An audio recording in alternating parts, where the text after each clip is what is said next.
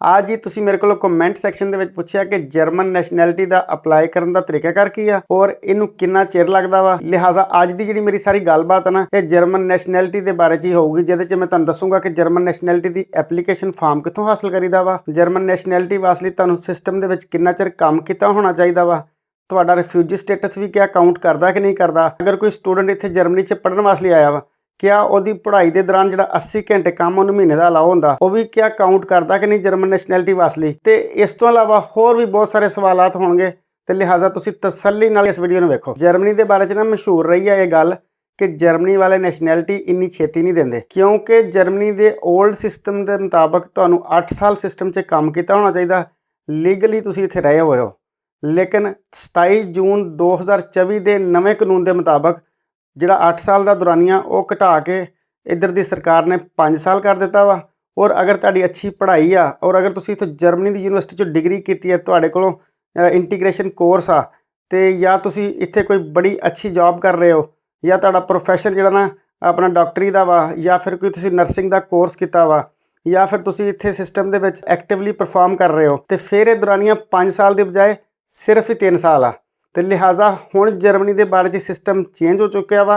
जिहड़ी ओपीनियन बनी सी ना कि जर्मन नैशनैलिटी नहीं देंदे, वो जिहड़ियां गल्लां ना वो खत्म हो गई वा। इस तो इलावा जर्मनी के बारे च एक होर भी गल मशहूर सी कि अगर तुसीं जर्मन नैशनैलिटी लैनी आ तो तुहानूं अपने मुल्क की नैशनैलिटी खत्म करनी पैनी आ। नहीं जनाब, हुण वो भी सिस्टम नहीं रहा। तुसीं अपने मुल्क की नैशनैलिटी भी नाल ही रख सकते हैं, यानी कि डुअल नैशनैलिटी का कानून भी आ चुका होया वा। जर्मन नैशनैलिटी वास्ते तुसीं डॉक्यूमेंट कित्थों हासिल कर सकते, यानी एप्लीकेशन फॉर्म तुहानूं कित्थों लभूगा। ये जनाब अगर तुसीं किसी पिंड च रहिंदे जां छोटे इलाके च रहिंदे फिर तुहानूं उस इलाके के राथ हाउस च मिलूगा। अगर तुसीं किसी बिग सिटी च रहिंदे वा तो फिर तुहानूं आउसलैंडर बिहोड़े च मिलूगा। फिर स्टेट टू स्टेट भी वैरी करदा वा। अगर तुहाडे कोल टाइम नहीं हैगा फिर तुसीं इंटरनेट तो ऑनलाइन जिहड़ी वैबसाइट ना तुहाडे राथ हाउस की, तुसीं उत्थों भी डाउनलोड कर सकते हैं। लेकिन ये वास्ते तुहानूं अपने राथ हाउस तो पूछना पऊगा फोन करके किहड़ा लिंक है, किहदे जरिए असीं डाउनलोड कर सकते हैं। जर्मन नैशनैलिटी वास्ते डॉक्यूमेंट किहड़े चाहिए, ये बहुत सारे लोगों ने मैंने पर्सनल मैसेज भी किए सीगे, ते तुहाडे कमेंट का भी ये जवाब आ वा जी जनाब। जर्मन नैशनैलिटी के डॉक्यूमेंट की लिस्ट ਜਦੋਂ ਤੁਸੀਂ ਰਾਥ ਹਾਊਸ ਦੇ ਵਿੱਚੋਂ ਜਾ ਕੇ ਐਪਲੀਕੇਸ਼ਨ ਫਾਰਮ ਦਾ ਪਲੰਦਾ ਲੈ ਕੇ ਆਉਂਦੇ ਜੋ ਨਾ, ਤੇ ਤੁਹਾਨੂੰ ਉਹਦੇ ਨਾਲ ਇਹ ਪੂਰੀ ਲਿਸਟ ਦੇ ਦਿੰਦੇ ਆ, ਜਿਹਦੇ ਉੱਤੇ ਲਿਖਿਆ ਹੁੰਦਾ ਕਿ ਤੁਸੀਂ ਕਿਹੜਾ ਡਾਕੂਮੈਂਟ ਜਮ੍ਹਾਂ ਕਰਾਉਣਾ।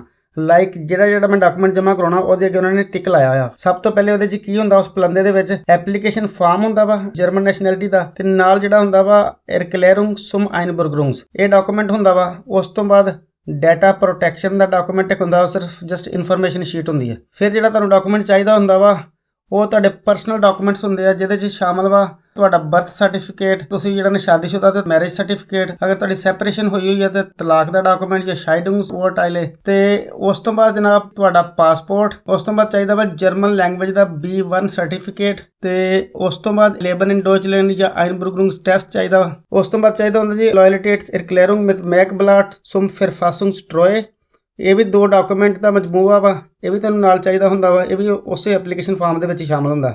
ਫਿਰ ਜਨਾਬ ਤੁਹਾਡੀ ਸੈਲਰੀ ਦੀਆਂ ਸਲਿੱਪਾਂ, ਜਿਹੜਾ ਕਿ ਤੁਸੀਂ ਮੇਰੇ ਕੋਲ ਸਵਾਲ ਵੀ ਪੁੱਛਿਆ ਸੀਗਾ ਕਿ ਉੱਥੇ ਕੰਮ ਦੇ ਬਾਰੇ 'ਚ ਨਹੀਂ ਪੁੱਛਦੇ ਜਨਾਬ, ਜਿੱਥੇ ਲਿਖਿਆ ਵਾ ਕਿ ਸੈਲਰੀ ਸਲਿੱਪਾਂ ਦੇਵੋ, ਤੇ ਉਹ ਤੁਹਾਡੇ ਕੰਮ ਦੇ ਬਾਰੇ 'ਚ ਸਾਰੀ ਡਿਟੇਲ ਹੀ ਆ ਗਈ ਨਾ। ਉਸ ਤੋਂ ਬਾਅਦ ਜਿਹੜੀ ਤੁਸੀਂ ਇੱਥੇ ਜਰਮਨੀ ਦੇ ਸਿਸਟਮ ਦੇ ਵਿੱਚ ਰਹਿ ਕੇ ਆਪਣੀ ਪੈਨਸ਼ਨ ਕਟਵਾਈ ਆ, ਉਹਦੇ ਬਾਰੇ 'ਚ ਡਾਕੂਮੈਂਟ ਤੁਹਾਨੂੰ ਲੈਣਾ ਹੋਊਗਾ। ਉਹਨੂੰ ਕਹਿੰਦੇ ਰੈਂਟਨ ਬਿਸ਼ਾਈਡ, ਉਹ ਤੁਸੀਂ ਜਿਹੜਾ ਨਾ ਉਹ ਡੋਇਚੇ ਰੈਂਟਲ ਫ੍ਰੀਜ਼ਿਸ਼ਰੁੰਗ, ਉਹਦੇ ਤੋਂ ਤੁਸੀਂ ਹਾਸਲ ਕਰਨਾ। ਆ ਜਨਾਬ ਪੂਰੀ ਲਿਸਟ ਹੈ ਡਾਕੂਮੈਂਟ ਦੀ। ਇਹਦੇ ਥੱਲੇ ਉਹਨਾਂ ਨੇ ਪੂਰੀ ਐਪਲੀਕੇਸ਼ਨ ਦਾ ਪਲੰਦਾ ਅਟੈਚ ਕੀਤਾ ਹੁੰਦਾ। ਅਕਸਰ ਬੰਦੇ ਮੇਰੇ ਕੋਲ ਪੁੱਛਦੇ ਆ ਕਿ ਅਸੀਂ ਜਿਹੜਾ ਨਾ ਗੌਰਮੈਂਟ ਦੇ ਕੋਲੋਂ ਬੈਨੀਫਿਟ ਲਏ ਵਾ, ਕਿਆ ਇਹਦਾ ਜਰਮਨ ਨੈਸ਼ਨੈਲਿਟੀ ਦੀ ਐਪਲੀਕੇਸ਼ਨ ਦੇ ਉੱਤੇ ਇਫੈਕਟ ਪਊਗਾ। ਇਹ ਤੁਹਾਨੂੰ ਮੈਂ ਦੱਸ ਦਿੰਦਾ ਵਾਂ ਕਿ ਉਹ ਕਿਹੜੇ ਬੈਨੀਫਿਟ ਆ ਕਿ ਜਿਨ੍ਹਾਂ ਨੂੰ ਲੈਣ ਤੋਂ ਬਾਅਦ ਵੀ ਸਾਡੀ ਜਰਮਨ ਨੈਸ਼ਨੈਲਿਟੀ ਦੀ ਐਪਲੀਕੇਸ਼ਨ ਦੇ ਉੱਤੇ ਕੋਈ ਨੈਗੇਟਿਵ ਇਫੈਕਟ ਨਹੀਂ ਆਉਂਦਾ, ਤੇ ਕੁਝ ਬੈਨੀਫਿਟਸ ਐਸੇ ਆ ਕਿ ਜਿਨ੍ਹਾਂ ਨੂੰ ਲੈਣ ਤੋਂ ਬਾਅਦ ਤੁਹਾਡੀ ਜਰਮਨ ਨੈਸ਼ਨੈਲਿਟੀ ਦੀ ਐਪਲੀਕੇਸ਼ਨ ਦੇ ਉੱਤੇ ਨੈਗੇਟਿਵ ਇਫੈਕਟ ਆਉਂਦਾ ਵਾ।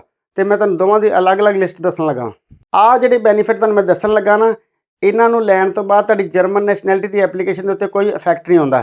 ਇਹ ਉਹ ਬੈਨੀਫਿਟ ਆ ਜਿਹੜੇ ਅਸੀਂ ਆਪਣੀ ਸੈਲਰੀਜ਼ ਦੇ ਵਿੱਚੋਂ ਟੈਕਸ ਦੀ ਸ਼ਕਲ 'ਚ ਕਟਵਾਏ ਹੁੰਦੇ ਆ, ਔਰ ਜਦੋਂ ਸਾਡੇ 'ਤੇ ਮੁਸ਼ਕਲ ਟਾਈਮ ਆਵੇ ਤਾਂ ਸਾਨੂੰ ਸਟੇਟ ਸਪੋਰਟ ਕਰਦੀ ਹੈ। ਇਹ ਸਟੇਟ ਦੀ ਮਿਹਰਬਾਨੀ ਆ। ਸਭ ਤੋਂ ਪਹਿਲਾਂ ਵਾ ਜੀ ਅਰਬਾਈਟ ਲੋਜ਼ਨਗੈਲਡ ਆਇਨਸ, ਯਾਨੀ ਅਨਇੰਪਲੋਇਮੈਂਟ ਬੈਨੀਫਿਟ 1, ਇਹ ਲੱਭਦਾ ਵਾ ਜੀ ਬੁੰਦਸ ਅਗੈਂਟਰ ਫਾਰ ਅਰਬਾਈਟ ਤੋਂ।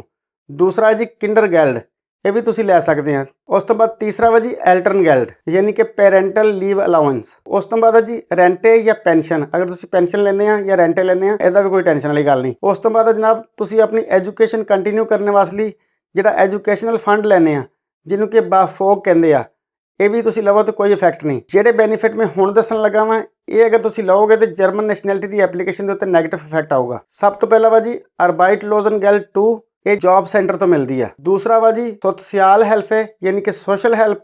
ਉਸ ਤੋਂ ਬਾਅਦ ਹੈ ਜੀ ਬੁਰਗਾਗੇਲਡ, ਜਿਹਨੂੰ ਕਿ ਪਹਿਲੇ ਹਾਰਸਫੀਅਰ ਦੇ ਨਾਮ ਤੇ ਜਾਣਿਆ ਜਾਂਦਾ ਸੀਗਾ। ਤੁਸੀਂ ਇੱਕ ਗੱਲ ਜ਼ਿਹਨ 'ਚ ਬਿਠਾ ਲਓ ਕਿ ਜਦੋਂ ਵੀ ਤੁਸੀਂ ਕਿਸੇ ਜੌਬ ਤੇ ਹੁੰਦੇ ਨਾ, ਕਦੀ ਵੀ ਕੁੰਡੀ ਖੁਦ ਨਾ ਦਿਓ। ਗੁੱਸੇ 'ਚ ਆ ਕੇ ਜਾਂ ਜਜ਼ਬਾਤ 'ਚ ਆ ਕੇ ਤੁਸੀਂ ਕਦੀ ਵੀ ਕੁੰਡੀ ਖੁਦ ਨਾ ਦਿਓ। ਅਗਰ ਤੁਸੀਂ ਕੁੰਡੀ ਖੁਦ ਦਿਓਗੇ ਨਾ ਤੇ ਤੁਹਾਨੂੰ ਕੋਈ ਵੀ ਬੈਨੀਫਿਟ ਨਹੀਂ ਮਿਲੂਗਾ, ਜਿਹਨੂੰ ਅਰਬਾਈਟਲੋਜ਼ਨਗੈਲਡ 1 ਕਹਿੰਦੇ ਆ। ਲਿਹਾਜ਼ਾ ਜਦੋਂ ਵੀ ਤੁਹਾਨੂੰ ਕੁੰਡੀ ਦਵੇ ਤੁਹਾਡਾ ਅਰਬਾਈਟਗੇਬਰ ਯਾਨੀ ਕਿ ਤੁਹਾਡਾ ਇੰਪਲੋਇਰ ਤੁਹਾਨੂੰ ਦਵੇ, ਤੁਸੀਂ ਕਦੀ ਕੁੰਡੀ ਨਾ ਦਿਓ। ਇਹ ਗੱਲ ਨੂੰ ਜ਼ਿਹਨ 'ਚ ਲਿਖ ਲਵੋ। ਉਸ ਤੋਂ ਬਾਅਦ ਤੁਹਾਡੇ ਤੋਂ ਮੈਨੂੰ ਕਿਸੇ ਬੰਦੇ ਨੇ ਮੈਸੇਜ ਕਰਕੇ ਪੁੱਛਿਆ ਸੀਗਾ